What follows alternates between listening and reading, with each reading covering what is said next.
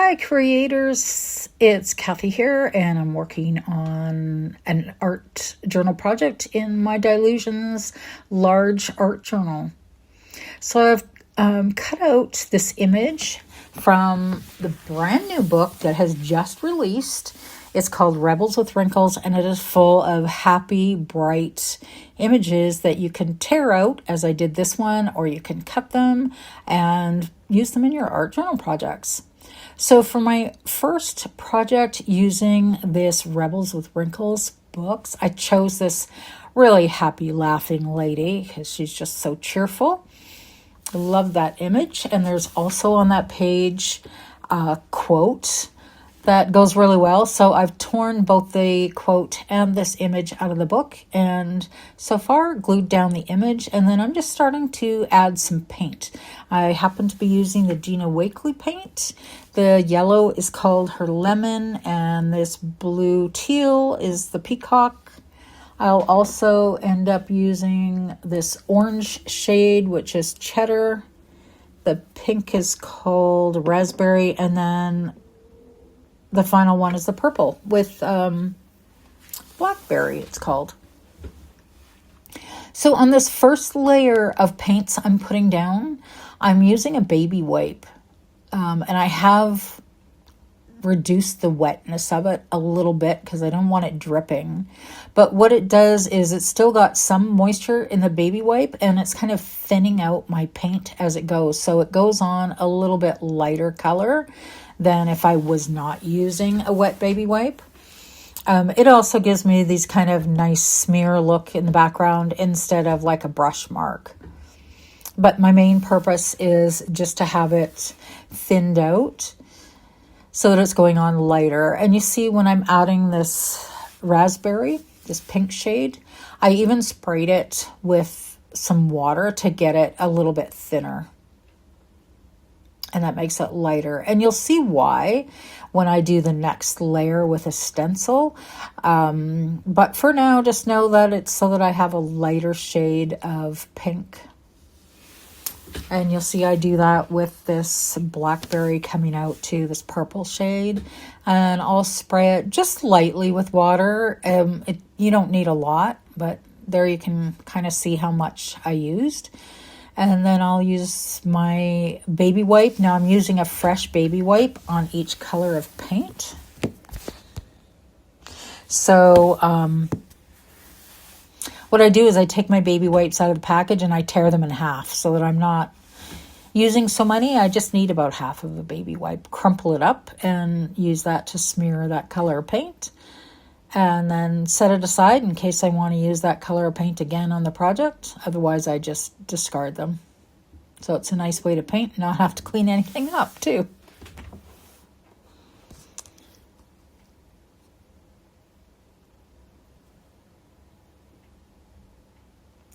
And here you can see that I'm adding another layer of that purple blackberry paint. You can kind of tell that near the crease of the book there, I have a little bit of a shiny area, and that's just because I was going to glue something else down there and change my mind. So I actually have a layer of glue on that page, which has dried, obviously, but the paint is reacting different on top of the glue than it is where it's going straight onto the paper. So I had tried adding another layer to see if that would darken it. It didn't really work, but it's fine. When I go over it with the stencil, more layers, and you're not going to notice that anymore. So here I'm going over with using a stencil. It's a Dina Wakley stencil. And really, I'm just choosing a stencil where there are some large openings and there also are some large areas of stencil. So I'm just staying away from any stencil design where it's too intricate. I just wanted it to be a larger design. So anything that you have is going to work there. And I put the paint, it's the same color cheddar I used there, but I put it through with a sponge, and of course it's not watered down. So it gives me a darker layer. So that's what creates that tone on tone look. And that's really what I was going for on this page. So that's the reason that the first layer is well watered down, thins it out, makes it lighter. And then the top layer, I go on with the full strength paint and a sponge so that I'm getting that tone on tone look.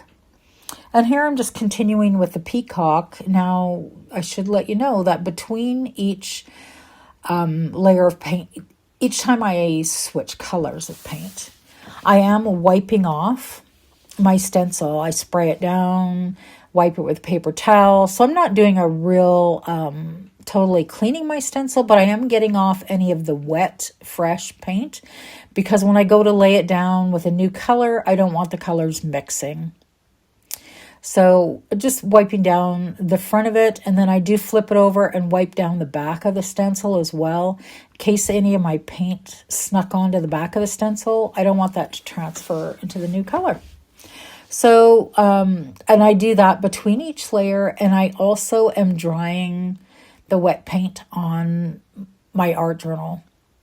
I don't record that because it's really boring for you to listen to a heat gun and watch paint dry. But I am drying in between so that when I lay down the stencil with a new color now, it's not picking up any other colors of wet paint. And here I'm going in with the lemon. Now it turns out that doing this lemon on top of lemon doesn't give me as high a contrast as I'd like. So once I have that dry, I do end up later going back in and doing another layer. You can see there it just doesn't show up with very much of a contrast on that color the way it does with the others. And then I'll just continue that with the pink and the pink raspberry, I should call it. And I do slightly overlap. So some of the raspberry there is going on top of that orange cheddar paint. Just so there's no gaps between, and it's okay if there's a little bit of transition between them, and if the stencil doesn't line up from one color to the other. As you can tell, I'm not being real particular about that. And this time I do pick up my stencil and move it. And I'm laying it back down where some of the pink was wet. I didn't actually clean my stencil or dry the page. So I'm taking a little bit of a risk there, but obviously I'm pretty comfortable that there's no paint on the back of my stencil that I would smear around my page. So I just kept going, and then I'll clean it when I'm done with that color. But I'm really liking that tone on tone background. It's like getting two colors of paint out of one bottle, and it is a way of adding more color or variation to your page without introducing whole new colors.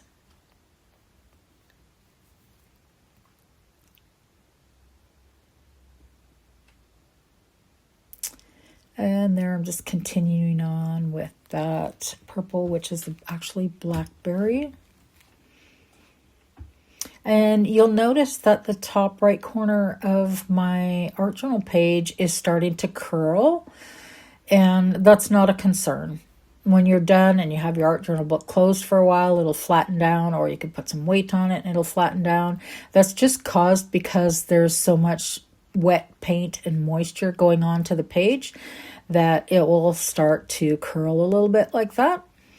But as soon as I do either put weight on it, or even when I do the project on the next page, and so that side of the page gets some moisture on it, it'll flatten right back out. So not concerned about that little bit of a curl happening there.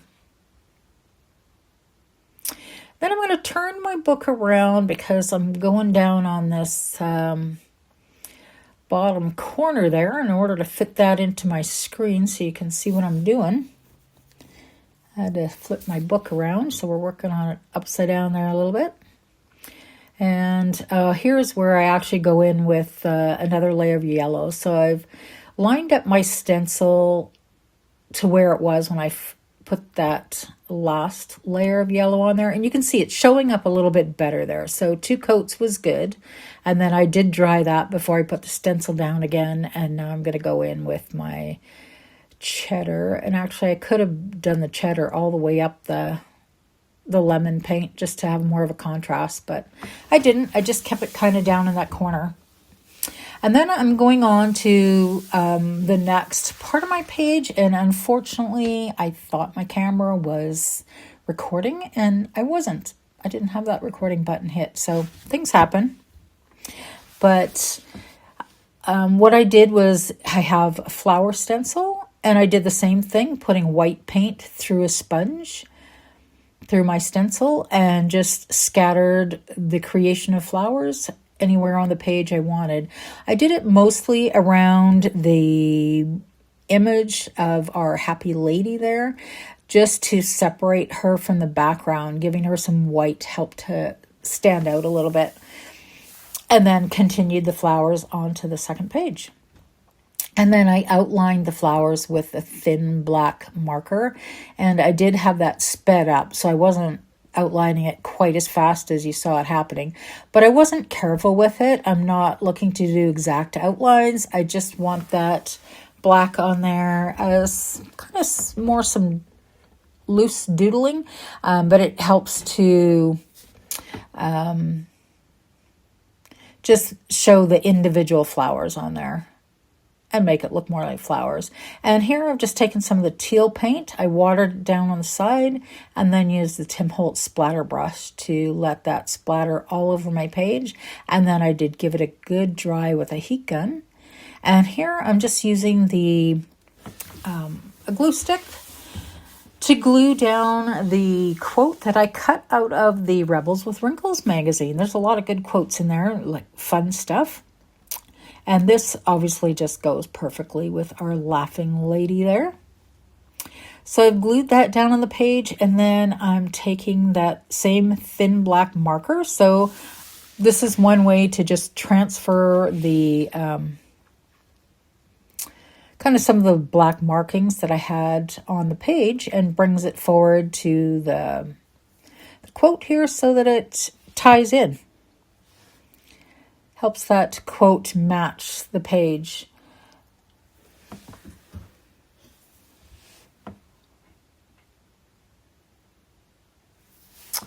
And there is a step that I'm seeing on there that also didn't get recorded. So this stencil I used in the background where it's got these big circles and then the lines connecting them, I actually took a white gel pen and did loose circles around outlining the circles on the stencil. So it only shows up a little bit there, but at the end I believe I'd show you some more closer up. So I took the white gel pen and I went around each circle twice, very loosely, so it's more like a scribble than an outline.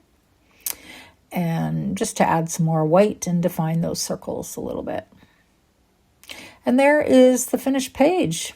And on that close-up, you can see some of the outlines on the circle in white there. And our happy, laughing lady.